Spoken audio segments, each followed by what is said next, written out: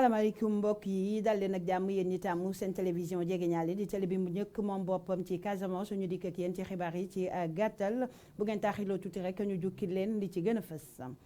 bokk na ci université yi des changements climatiques la ñu duppee seen caravane ba ñoom ndaw yo takkee ci ab kuréel bàyyeekoo ci ay dëkk yu fasantikoo ci biir réew mi ñëw fii nag ci Ziguinchor amal fa ab dox xamle ne dootuñu seetaanati benn yoon ñuy yàqate li nga xam ne moom mooy coppiteek jaww ji ak alamu réew mi daa ngeen ci dégg rek suñu ndaw di El Hadj Malick Sané wàllug Thiada festival Madiba ba ñuy amal ca Goudomp ñaka sos jaare nañu fa ñaax ndaw ñi ci li nga xam ne rek mooy tukki ci anam gu dëppoowul ak yoon waaye itam ñaax leen rek ci jàmm gu sax dàkk ci jongante goxi goxaat yi ñuy waajal daa ngeen ci dégg itam suñu ndaw ba ñu toogal ca Goudomp di Mamadou Lamine Mané xibaaru bitim réew ca Niger gannaaw ab caytook sambar ba ak càmbar ba ñu am rek ci biir ministère ba ñu dénk lépp lu jëm ci kaaraange réew ma gis nañ ne dañu fa lubal alalu réew ma ca trésor public di bërëb ba ñu dénk alalu réew ma wàllu ko tàggat yaram gaynde yu réewum sunu gaal raaya réew bañ leen naroon a jox niñ koy defee rek saa su ne saa bu ñuy jonganteel réew mi ca bitim réew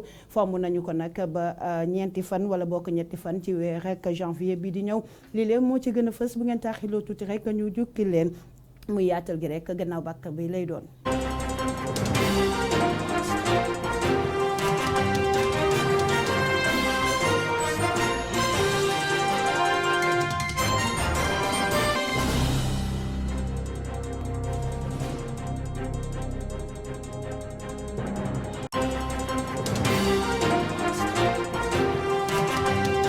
mbokk yi daal leen ak jàmm ci bile jotaay xibaar nañ leen ko waxee noonu lañ koy dooree université des changements climatiques la ñu duppee seen ak caravane Ziguinchor nag moo dalal ñaareelu édition bu ñu doon amal ñooñu leen ndaw nag bàyyeekoo ci ay dëkk yu fasantikoo ci biir réewum sunu gaal la ñu xam ne mooy lànk nañu bay wut ku leen lànkale ne dootuñ seetaanati benn yoon lenn muy yàq li nga xam ne moom mooy coppiteek jaww ji waaye itam daanu aar li nga xam ne rek moom mooy alam gi suñu ndaw di El Hadj Malick Sané mooy ci koy yaatalal Kabas Thioye. ëpp nañu lu mot téeméeri ndaw jóge ci ay gox-goxaan ñëw ba fii ci Ziguinchor ñoom ñi nga xam ne bokk nañu ci ay groupe ñu leen di duppee groupe changement climatique. ndaw Ziguinchor yaa ngi fi ndaw Tamba yaa ngi fi Kédougou waa Kayar ñëpp koo xam ne ni yaa ngi Sénégal rek la nekk ci gox-goxaat yaa ngi fii ci Sénégal. ñu bari ci ñoom jóge nañu ci ay région yu mel ni Kaolack Fatick Thiès Kédougou wala Saint-Louis ak yeneen gox-goxaan yi. seen ñëw nag mooy jógal seeni kàddu ngir ñi nga xam ne ñoo jiite réew mi ñi bàyyi leen xel ndaxte sunu environnement ñu ngi koy xaw a yàq. depuis 2015 ñu ngi def constat yi am na ay changement climatique yu bëri ñu ngi koy jànkonteel boo xoolee fii Ziguinchor au mois de décembre Ziguinchor des sedd mais tey boo xoolee ñëpp ñàkk nañ seddaay amul di gis ne changement climatique ñu koy subir mais nag suñu jógul bu subaa duñu mën a attan les changements climatiques. si loolu sax ñu ngi laajte luy justice climatique. dañ ko rafetlu tey di gis ndaw Sénégal yëpp di ñëw ba Ziguinchor ci contexte bu xamante ne fête la mu ñëw bokk ak ndaw waa Ziguinchor di jóg pour def benn marche ba pare di sensibiliser suñu autorités yi ci wàllum décision yi ñuy jël ci seen politique de l'environnement parce que décision yi ñu jël noonu day impacté suñu dund ñun en tant que Sénégalais en tant que Ziguinchorois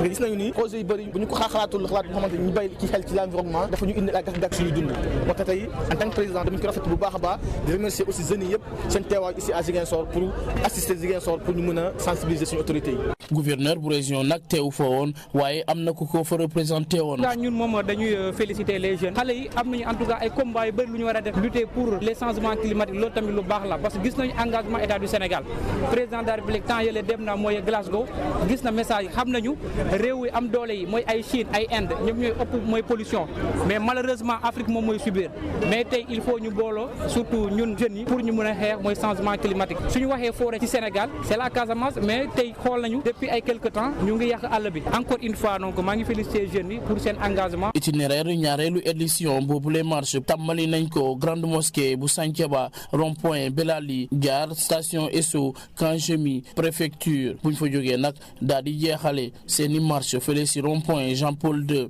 foofu nag benn déclaration de presse la ndaw ñi cant ak ngërëm ñeen la El Hadj Malick Sané ñu desandi rek ci boobule dox ba ñu fi doon amal keneen ka ci bokk nag muy ka ñu dénk lépp lu jëm ci wàllu ko programme soxal ca ña ca bitim réew moom nag ñaawlu na bu baax a baax anaam ba ñuy doxalee woowule mbir muy ci gàncax gi ak ci li nga xam ne rek moom mooy alam gi Babacar Mbaye ñu teewlu ko ci micro El Hadj Malick Sané ak Bass Thioye ba léegi. liñ ciy wax rek mooy tey ñu ngi nii fii Ziguinchor nekk ci 2e édition université du club changement climatique bu ñu waxee université du changement climatique c'est parce que dañoo njëkk a créé lu ñuy wax les clubs de changement climatique ñu ngi leen tàmbali woon ci 2017 créé ko ci gox yu nekk Sénégal ñaar fukki gox yu nekk Sénégal gox yooyu noonu Ziguinchor ci la bokk tey club yooyu noonu njëkk nañoo daje ca Mbour dañ fa dajee waxtaan nañ seen biir lal ay plan waxtaan ci seen biir naka la ñuy doxalee ñoom seen i action ci seen i gox pour que ñu xeex changement climatique pour que ñu gunge sunu réew ci changement climatique université bi nag ñett fan la tey mooy bésu marche bi ci ngoon danañ am waxtaan bu ñuy def ci ñun entre les jeunes le lendemain dina am une cérémonie officielle et enfin en troisième jour bi il y aura une visite d'un terrain qui a été reboisé par le club de changement climatique de Ziguinchor. Alors contexte bi aussi c'est que au niveau africain il y a ce qu'on appelle PACJA qui est une alliance des activistes sur le changement climatique. Alors cette alliance s'est liguée avec 5 autres organisations tudd Femnet ak Natural Justice ak AYC ak dañoo ñëw tey ànd ne dañuy fexe population bi xam lan mooy changement climatique xam lan mooy justice climatique pour que ñëpp mën a nekk taxaw ci suñu ginnaaw suñuy kilifa suñuy nguur ñi nga xam ne ñoom dañuy dem COP 26 di négocier ak occidentaux yi nga xam ne ñoom ñoo indi problème bi mais ñoom bu ñu demee yéen ñëpp xam ngeen ko tàmm nañ dañu noggatu ci négociation yi mel noonu suñ gouvernement yi kese bu ñu demee dañuy néew doole il faut que population bi yëpp jóg ànd ak ñoom taxaw pour que ñu mën leen a dooleel ñu mën a négocier li ñu war a négocier réparation yi nga xam ne war na am ci changement climatique fii ci suñuy gox pays africains yi surtout les pays sous-développés. ñu waxtaanee rek lépp lu soxal wàllug caada ca Goudomp nag la ñu jëm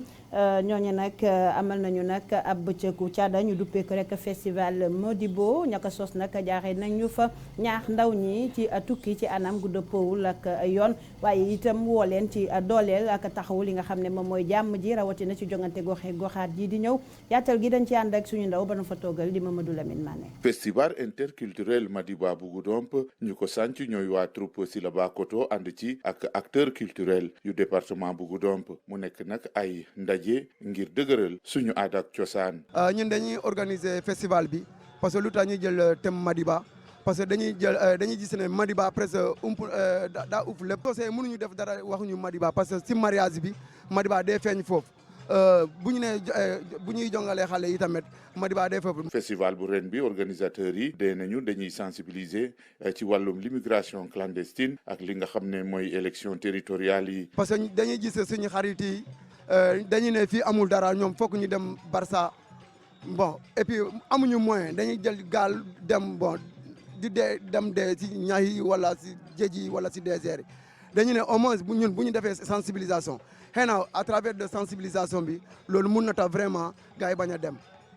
waaw deuxième thème bi mooy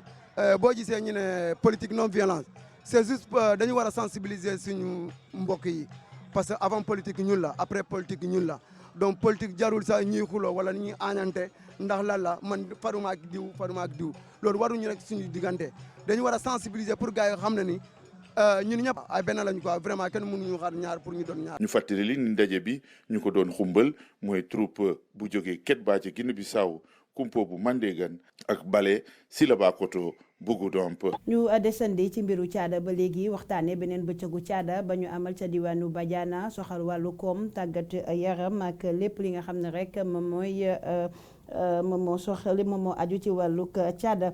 cérémonie officielle ba nga xam ne rek mooy ndaje ba koy mandargaal amal nañ ko ci kilifteefu gouverneur bu Ziguinchor ci teewaayam moom préfet bu Bignona maire bu Djingaaki kilifa aada ak cosaan ñoom it teewe woon nañu ko bokk ca ñaka jëmmaloon ñaka amal nag la ñu xam ne nag mooy seen xool sedd na guy ci ñaar fukkeel ak juróom ñaareelu édition boobee ñu doon amal seen bébét ak seen yéene nag mooy nu ñuy def rek ba méngale kook jamono at yi di ñëw Malang Diédhiou moo jiite kuréel ba leen takkee ñu teewlu kook Ibrahima Dari ak Cheikh Abay. mënuñu continuer di déplacer nit par exemple ñu jógee France juste pour foo nii rek mu jeex ñu def dara pour suñu village étant donné que xam nañ ni état bi dafa am lu muy def mais mënul def ci village yi yëpp léegi kii la ñu jëloon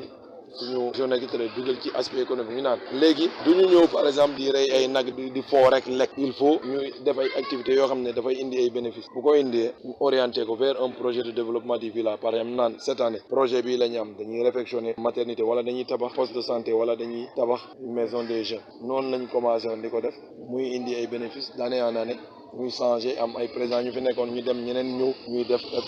changé chaque année ñu indi innovation finalement loolu moo ñu yóbbu ko dañu toll ni aujourd'hui donc ay réalisation yu bëri def nañ ko fii ci compte journée culturelle bëri na lool école élémentaire bi déjà tabax nañ foofu 6 classes yoo xam ne ñun ñoo ko tabax CEM Badiana depuis bu mu amee état bi musul def foofu noonu benn classe ñun ñoo def on est aujourd'hui je crois à 9 classes c'est vrai qu'il y a un projet de construction de l'État on avait une première maternité boo xam ne faux plafond bi dafa yàqoon ñun ñoo ko defar ñun contribuer nañu ci construction grande mosquée Badiana tabax nañu maison des jeunes boo xam ne moderne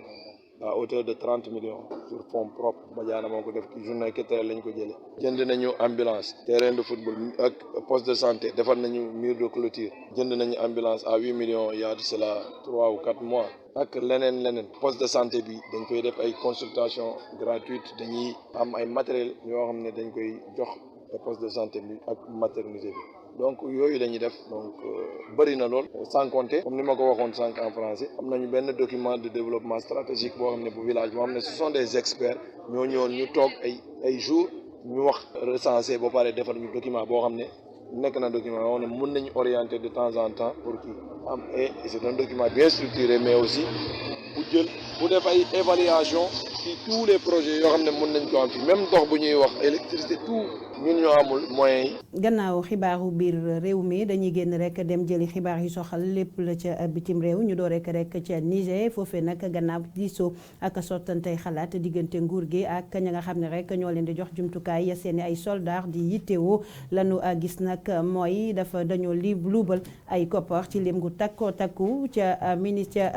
trésor public ba ñoom ñi nga xam ne rek ñoo ŋànk ministère ba ñu dénk lépp luy kaarange réew ma milliards yañu fa luubal nag jamono ji mi ngi toll ci lim gu takku la ñu xam ne nag ñoom kilifa ya mooy duñu jàppal kenn tànk na yoon def liggéeyam na mu waree ñu dem nag ca Centrafrique foofee nag njiitu réew ma dalal na ab délégation bu jógee ko ca réew ma Tchad ci njiital ministre ba ñu dénk lépp luy kaarange réew ma itam ñoom nag seen nag waxtaan la ci gën a fës nag bokk na ci rek ubbiwaat li nga xam ne moom mooy frontière bi dox ci diggante ñaari réew yooyu nga xam ni ay dëkkandoo lañu juróom-ñetti weer gannaaw ba mu génne àddina moom Idriss Déby Itno ña nga xam ne nag ñoo ŋànk réew ma jamono ji di l'autorité yi bees yooyu seen bébét ak seen yéene mooy rattaxalaat diggante ñaari réew yooyu nga xam ne dañoo jege yoo lool ñu jeexale ko rek ca Hong Kong foofee nag jamono ji taskatu xibaar ya fa nekk amuñu jàmm benn yoon tey ji nag ci fajar ca ëttu tasukaay xibaar ba ñu duppee Stand News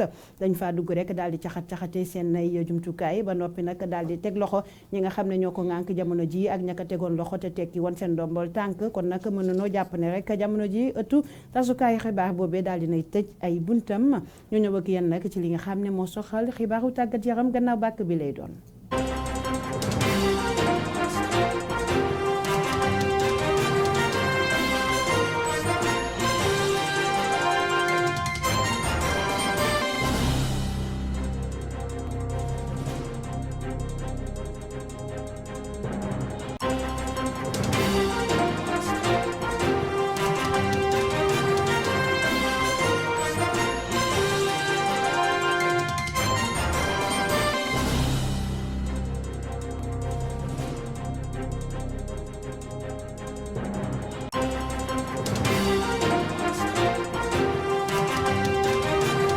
ak yéen ci xibaar yu soxal wàllu ko tàggat yaram doore ko fii ci Ziguinchor waxtaane phase départementale yu ODCAV boobe nag ñaari équipe ya nar a daje ci ñi nga xam ne ñoom ñooy ndaw ñi mooy ASC Djibok ma nar a daje ak ASC Ajax ñoom nag ñoo nar a daje ci mag ñi nag